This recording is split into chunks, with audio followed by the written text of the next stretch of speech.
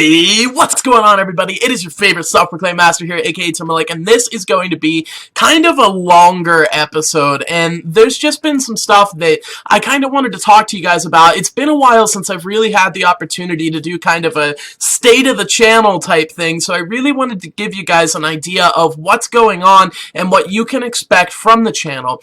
Also, aside from that, I really want to explain to you guys where this channel kind of came from and why I take things so seriously. A lot of the comments and things that I've been getting are like, dude, it's just a game, like, chill out, or, you know, oh, you're 21 years old, why are you still playing Minecraft? Get a life, get a job, do whatever. And so I really wanted to take this opportunity to sit down and explain out everything for you guys. So, given that, this video is probably going to be a little bit boring. If you guys want, like, Minecraft stuff, you can click right here and it'll take you to a Minecraft video. I promise you that that's going to be more entertaining for this, but the kind of intended audience for this video is more the people who are genuinely interested in the channel and in the content that I've been making and want to know a little bit more about it, the behind the scenes stuff. So here it is. So the YouTube channel really started because before I was doing this, I was working kind of two jobs. I ran the antique store, which I've been doing since I was 18 years old. Since I was 16, I've been running it online, but the antique store kind of fell into hard times, and as an entrepreneur, sometimes it calls for you to take on an actual job to fund the business, to do the things that you want to do. So I was working at a printing press here in Pennsylvania as just a general laborer, you know, making $10 an hour, just full time, trying to save up enough money to do the things that I really wanted to do with Trader Mike's. While I was there, I got hurt, and my right knee kind of like kept giving out on me and stuff like that. I had to go see a lot of doctors and things like that, and I'm not trying to make this into a pity party, right? I'm not self-loathing here. I'm just trying to give you guys an idea because this is kind of pertinent to the story. So I ended up on workman's compensation, and part of that is obviously great because it allows me the time to go and see the doctors and things that I need to do, schedule the surgeries, stuff like that, to make sure that my knee is going to be fine. The other kind of bad part about that is I ended up with a whole slew of free time and not being able to work.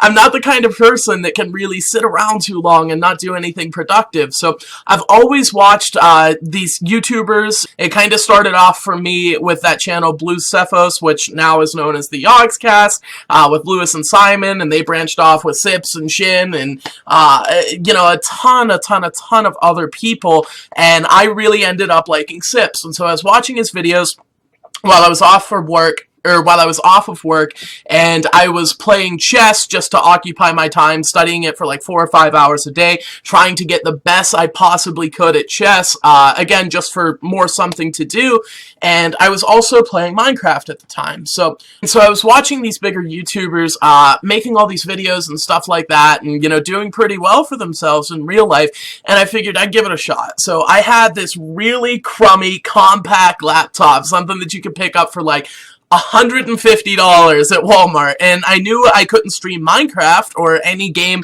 with any sort of like graphic background, but I could stream chess because it was something I was playing in a browser anyway, and so I started.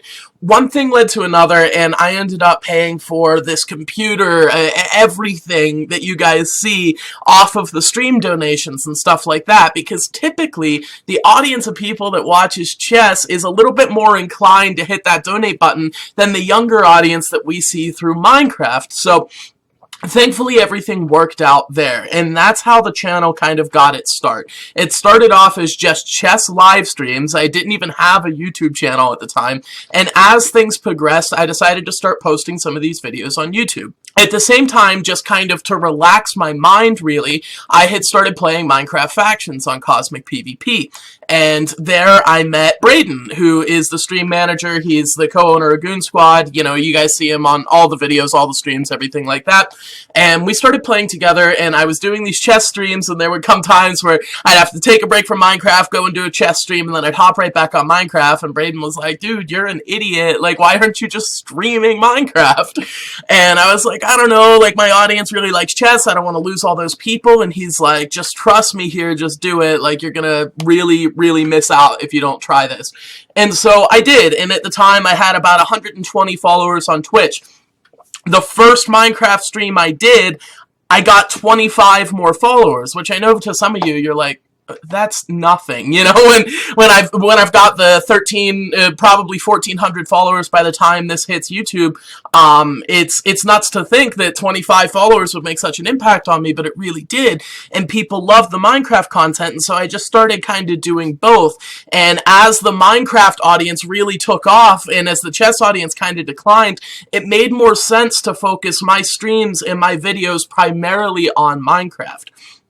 I know you might be thinking, well, if the chess people paid for your entire computer by donating, and if they're more likely to donate, then why the hell did you ever go to Minecraft? And the honest-to-God truth is that a lot of you have heard me say before that I do want to do this as a career, but right now, this isn't in the slightest about money. I don't care. The content comes first. The audience comes first for me, so it was kind of a complete break from what I was used to, and in order to gain this kind of higher audience and hopefully kind of expose people to the different parts of the games that they've been playing that maybe they were unaware of. So this kind of combination of me having gotten hurt at work at the right time and also being intrigued by Minecraft, intrigued by YouTube, really meshed together well to kind of give this channel life. And so far, I mean, well, you guys can see it's done really, really well. Like, you know, people tend to like the content and everything like that, and I'm so thankful for it, but it's nowhere close to where I want it to be. So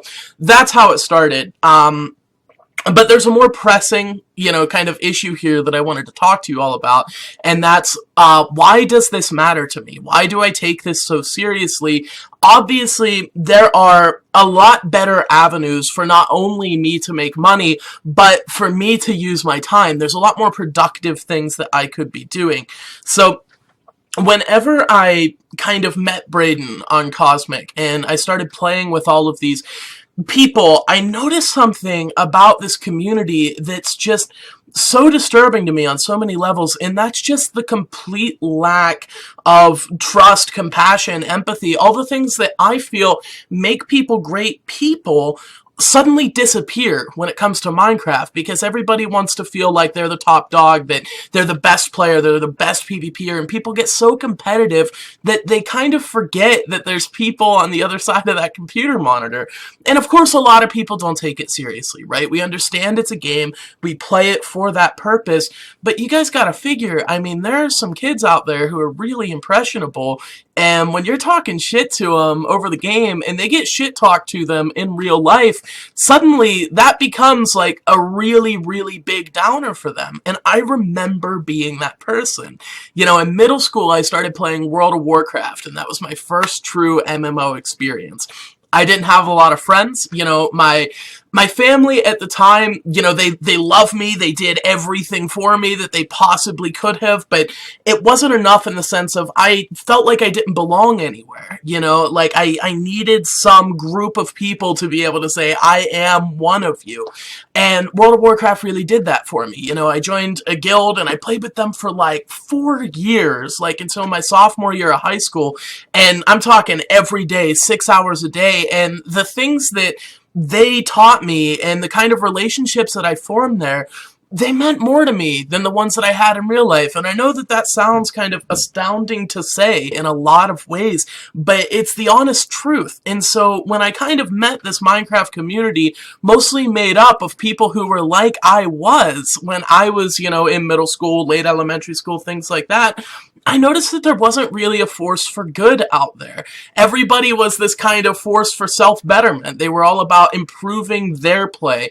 and improving their faction, improving everything they had in the game without kind of regard for other people. And I had learned in World of Warcraft how powerful it was to have strength in numbers, and that's where I got the idea to have a faction founded off of those principles of respect and kindness, and be able to show people how you can still be a badass even if you have those foundations and those moral fibers, and also to give players an opportunity, if they're serious about the game, if they're serious about what we believe in, to join a group of people who are like-minded and be able to have a safe and fun place to express themselves and to relax at the end of the day. That's why it's important to me, because I lived through this, and thankfully I found it in the way of World of Warcraft, but nobody else is doing it on Minecraft. You know, yeah, you might have a group of friends that you play with, but it's become commonplace to the next day just get incited by those people, and for them to go, it's a game. And it doesn't mean anything to them, but it means a lot to you, and all of a sudden it seems like this huge big hit, this personal attack on you, when really the other people didn't see it that way. So I know how that feels, and I really wanted to make a place where people could feel safe to play with one another and have that. That's why it has become so important to me to kind of have the faction, have a good channel, you know, be able to bring people quality content, not from the perspective of somebody who genuinely cares that much about the game. You guys know that from day one, I've been playing Minecraft from a content perspective, and the minute that it stops creating good content, I either move or find something different to do. That's why I left Cosmic, that's why I left the Archon, and that's why we're considering moving from Treasure Wars. We might go to a different realm in Treasure Wars, but I'll get to all of that later, okay? That's what motivates everything behind this. That's what motivates me staying up 22 hours in a day to edit footage or to record a raid or to, you know, do anything I possibly can for the channel. It's for those people out there that are in kind of a vulnerable state and use video games as a method of escape from a terrible situation in real life. I want to create a community of people who can all band together through that, who can be kind to each other, who can be respectful of one another, and who can ultimately enjoy the game together, playing at the highest level possible. On every server that we've played on, we've been at the top, you know, and regardless of talking about who is in the #1 spot, it's hard to argue that Goon Squad has not dominated kind of the elite sector of every server that we've played on. From Fallout, where we had, you know, one of the richest factions in the game, to the Archon, where it was similar, to Treasure Wars, where now, I mean, you guys can see in the episodes that, you know, even getting incited for 55 IGs and 175 blazes doesn't really affect us, because we're all very, very good at what we do. And at the same time, if you guys could hear these Skype calls, like, you know, it's barely any disrespect back and forth between members. It's always been the #1 thing for me. All of that out of the way, here's the way the channel stands right now. We have a little over 400 subscribers, which I'm super excited about. It's not where I want it to be. The Twitch is doing extremely well. The live streams are awesome. We're at almost 1,400 followers, and I'm sure I'm 2 streams away from that number. And from there, we're not even a dozen streams from 1,500. I mean, the streams will just grow exponentially. People love them. It's awesome to be able to do them. I'm really, really excited about the Twitch. The problem I'm having is that ultimately the best way to get content in front of the most people possible and to achieve my goals as a content creator of kind of cultivating this community is through YouTube. Twitch just isn't an established platform for kind of 24/7 viewing. They do have the ability for streamers to archive their videos, but people just don't watch those so much. And it's nothing bad against the platform, or it's nothing good necessarily about YouTube, but YouTube fills that niche of being able to do what I want to do, and Twitch only does that to a smaller extent. So what I'm really trying to do is take this huge fan base that we have on Twitch and this small fan base that we have on YouTube and kind of feed the people from Twitch over to the YouTube to bring them both to the same level. Once I know that that kind of works, then I can focus equally on the two to kind of identify which better suits our needs. Right now, it's a shot in the dark to say that YouTube is going to be better ultimately for the channel than Twitch is, but I'm like 90% sure I'm right, because historically historically that's the way things have been done. So what I'd really, really, really like to see is 500 subscribers by Valentine's Day. I think we're going to be close to hitting that mark, but it's probably going to be a little bit late. You know what I mean? It'll probably be 1 or 2, maybe even 3 days after Valentine's Day is when we're going to hit 500 subs. So there's kind of where the channel stands now. And also, the Treasure Wars kind of series, it's getting a little bit dull, and that's nothing bad against Treasure Wars. That's not saying that Treasure Wars doesn't have anything to do. It's just the group of people we have right now versus the kind of exciting nature of the content I want to produce don't mesh up properly. So we really need to be able to find a way to get better content for the channel and more sustainable content for the next like dozen episodes. I'm going to be at 500 subscribers by Valentine's Day, and I want to be at 1,000 subscribers by April. Goon Squad has never been Timalik and Friends. It's always been a compilation of people who can best help me to make superior content to my competition. That's how this channel's going to grow, or at least that's where I am right now. So, thank you all so much for watching. I know this is a longer video. I know it's a little bit boring. I'm sorry if you didn't enjoy it, but I felt like there was a lot I needed to get off my chest, and I needed to do this. My name's Timalik. Thank you all so much for watching, and as always, I will see you all next time. See you guys.